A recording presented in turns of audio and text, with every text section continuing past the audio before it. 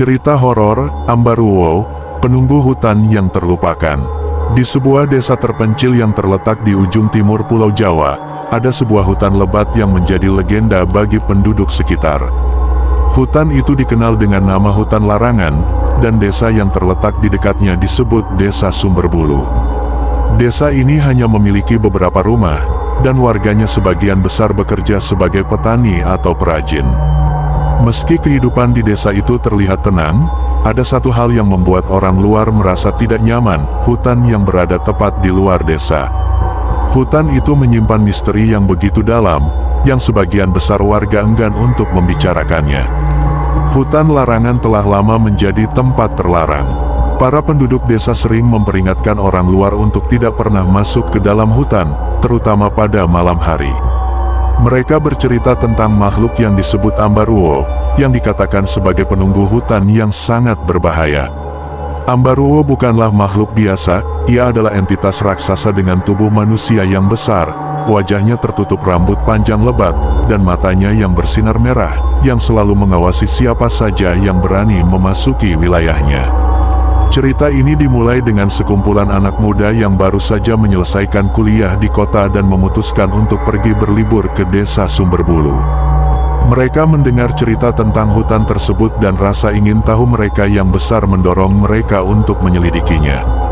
Mereka adalah Dimas, seorang mahasiswa yang penuh semangat dan sedikit nekat, Rudi, sahabatnya yang lebih hati-hati, serta dua orang teman lainnya, Lina dan Budi, yang hanya mengikuti karena penasaran. Mereka memutuskan untuk menghabiskan satu malam di desa tersebut dan menjelajahi hutan pada malam harinya. Sebelum pergi, mereka mendatangi seorang penduduk desa tua yang menjaga warung kecil di ujung jalan. Mereka berharap bisa mendapatkan sedikit informasi tambahan untuk perjalanan mereka. "Ada baiknya kalian tidak melanjutkan niat itu," kata lelaki tua itu, dengan suara bergetar. "Hutan itu bukan tempat untuk manusia. Ambaruwo tidak akan membiarkan siapapun keluar hidup-hidup jika mereka berani menginjakkan kaki di sana." Namun, nasihat itu hanya dianggukkan begitu saja oleh Dimas, yang merasa cerita itu hanyalah takhayul. "Kami hanya ingin tahu lebih banyak tentang cerita ini, Pak. Kalau tidak ada yang berani, bagaimana kami bisa tahu kebenarannya?" jawab Dimas, sambil tersenyum tipis. Lelaki tua itu hanya menggelengkan kepala. "Kalian tidak tahu apa yang akan kalian hadapi di sana," katanya, lalu menambahkan dengan suara lebih rendah, "Tunggu saja malam ini.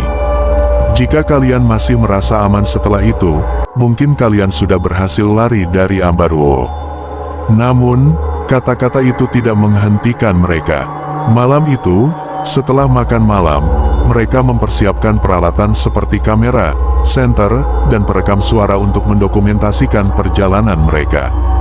Dimas sudah membayangkan video yang akan diunggah di YouTube mereka, yang akan menjadi sensasi viral jika mereka bisa menangkap sosok Ambaruwo di hutan. Masuk ke hutan larangan, malam hari tiba, dan dengan hati-hati mereka menyusuri jalan setapak menuju hutan larangan. Tidak ada suara dari desa, semua sangat sepi. Di sepanjang jalan, pepohonan tinggi membentuk kanopi yang gelap, memblokir sinar bulan yang hanya dapat menembus sedikit celah di antara ranting-ranting pohon.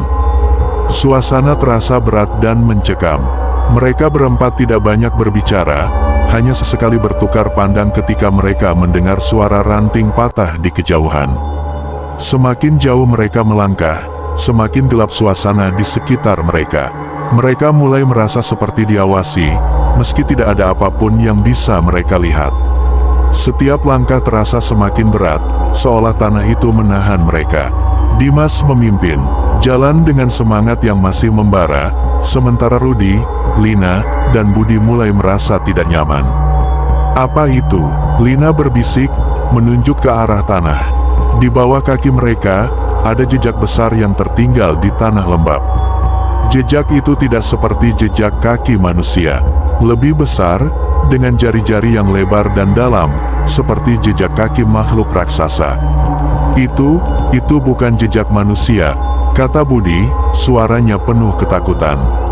"Apa itu?" Dimas, yang berusaha menunjukkan bahwa dia tidak takut, berkata, "Mungkin hanya hewan besar. Mari kita lanjutkan." Namun, suasana menjadi semakin aneh.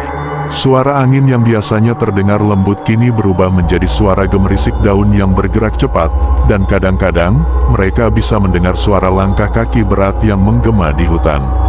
Semakin lama mereka berada di sana, semakin mereka merasa seperti ada yang mengikuti mereka. Malam yang mencekam, sekitar tengah malam, mereka tiba di sebuah clearing yang agak terbuka. Di tengah clearing itu, ada batu besar yang tampaknya telah ada di sana selama berabad-abad. Di atas batu itu terdapat ukiran-ukiran yang tidak dapat mereka pahami, seolah itu adalah simbol-simbol kuno yang pernah digunakan untuk ritual.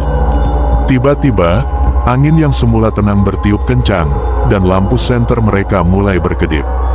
Dimas, yang sudah mulai merasa ada yang tidak beres, mengajak teman-temannya untuk segera kembali.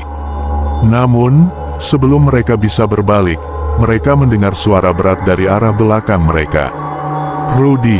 teriak Dimas ketika dia menoleh dan melihat sahabatnya. Rudy sudah menghilang dari pandangan. Mereka panik mencari-cari, tetapi tidak ada jejak Rudy di tanah. Hanya ada keheningan yang aneh dan semakin menakutkan. "Rudy, di mana kau?" teriak Lina, tapi suara mereka seperti ditelan oleh hutan yang gelap. Ketika mereka berbalik, mereka melihat sesuatu yang sangat besar berdiri di balik pepohonan. Sebuah sosok dengan tubuh besar, tertutup rambut panjang yang mengalir, dan mata merah yang bersinar, menatap mereka dengan tatapan kosong. Itu adalah Ambarwo, makhluk yang mereka dengar dalam cerita. Ambarwo tidak bergerak, hanya berdiri diam, tetapi udara di sekitar mereka terasa semakin berat. Dimas dan teman-temannya berlari dengan panik, mencoba menemukan jalan keluar dari hutan. Namun hutan itu seakan berubah menjadi labirin yang tidak berujung. Setiap kali mereka mencoba berlari menuju jalan keluar, mereka justru kembali ke tempat yang sama. Pertarungan dengan Ambarwo, mereka mulai merasa lelah dan putus asa. Namun, suara langkah kaki besar semakin mendekat. Dimas, yang hampir tidak bisa bernapas karena ketakutan, berteriak kepada teman-temannya untuk tidak menyerah. "Kita harus bertahan," katanya, meski suara itu hampir tak terdengar di tengah kebisingan hutan. Tiba-tiba, mereka melihat sebuah rumah tua yang terisolasi di tengah hutan. Mereka memutuskan untuk masuk ke dalam rumah itu, berharap bisa berlindung. Begitu mereka masuk, mereka menutup pintu dengan cepat, tetapi udara di dalam rumah terasa sangat berat, seperti ada sesuatu yang mengintai mereka. Dari jendela rumah, mereka melihat Ambarwo berdiri di luar, menatap mereka dengan wajah yang tertutup rambut panjang, hanya matanya yang menyala merah. Sosok itu mulai bergerak, berjalan mengelilingi rumah dengan langkah besar yang mengguncang tanah. Setiap langkahnya terdengar seperti gemuruh yang menakutkan. "Tidak ada yang bisa kita lakukan," kata Lina, sambil menangis. "Kita tidak bisa keluar." Akhir yang mencekam. Ketika pagi tiba, hutan itu kembali tenang. Dimas dan teman-temannya akhirnya bisa keluar dari rumah tua itu, meskipun mereka merasa sangat lelah dan ketakutan. Namun, hanya 4 orang yang berhasil selamat. Rudy, sahabat Dimas, telah hilang tanpa jejak. Beberapa warga desa yang mereka temui setelah kembali mengatakan bahwa mereka mendengar suara tangisan dari hutan, suara yang berasal dari roh yang terperangkap oleh Ambarwo. Kisah mereka pun tersebar di desa, dan sejak itu, hutan larangan menjadi semakin terabaikan. Orang-orang yang dulu berani mendekat, sekarang semakin takut untuk mendekati hutan, terutama pada malam hari. Legenda tentang Ambarwo tetap hidup, menjadi peringatan bagi siapa saja yang berani memasuki hutan itu. Ambarwo tetap mengintai, menunggu di balik pohon-pohon besar, siap untuk menyambut mereka yang tidak menghormati peringatan yang telah ada selama berabad-abad. Subscribe sekarang dan dapatkan dosis horor harian. Jangan lewatkan video-video seram berikutnya. Like video ini jika kalian juga merasa merinding. Semakin banyak like, semakin banyak cerita seram yang akan saya buat untuk kalian. Jangan cuma nonton sendiri, share video ini ke teman-teman kalian yang suka cerita horor.